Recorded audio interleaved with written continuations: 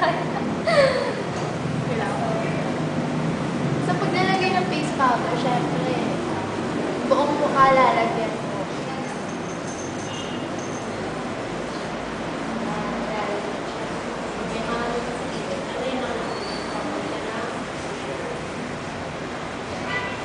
Syempre, hindi lang sa mukha lalagyan.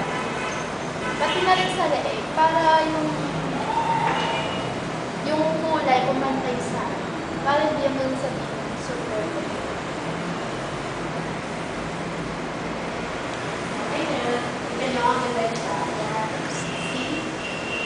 Tapos, ang susunod natin gagawin, lalagyan natin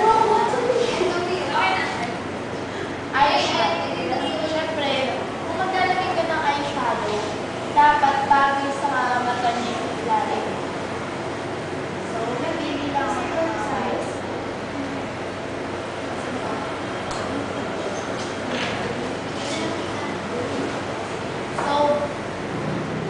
So, blue ang lalagay natin. Kasi sabi niya. Okay. So, lalagay ko. Wala naman ako yung brush. Eto ang gagawin. Okay, go. Lalagyan ko na siya ng dapat yung ano lang. Dito lang sa pinaka. Di ba may buhit sa mata natin? Doon lang dapat.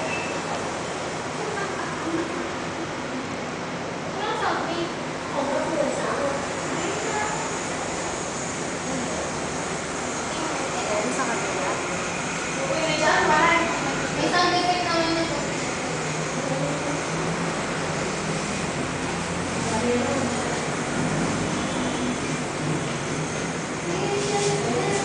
Yan, lalagyan na siya. Then, syempre, hindi lang yung yung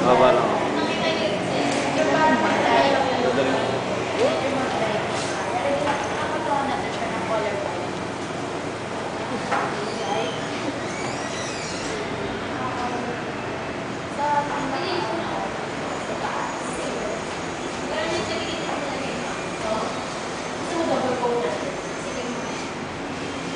Hindi lang iisang kulay ang lalagyan. Siyempre, para maging mas creative. Kapatungan natin. Ayan. After nyan, siyempre, lalagyan na natin siya ng liquid eyeliner or ito silang check line para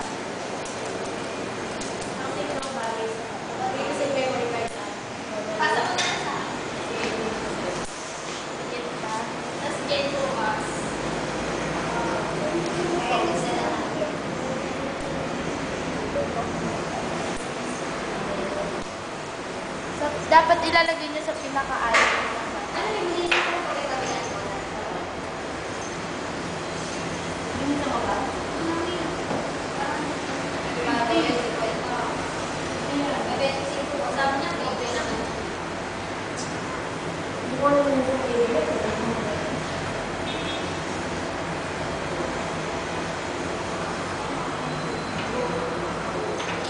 Yan. Kung titignan nyo, maganda. So, kabila.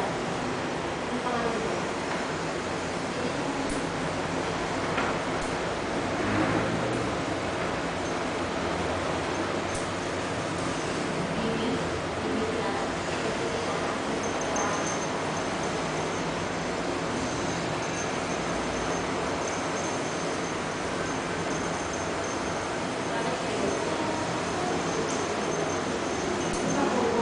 Medyo bagus na ang liquid eyeliner.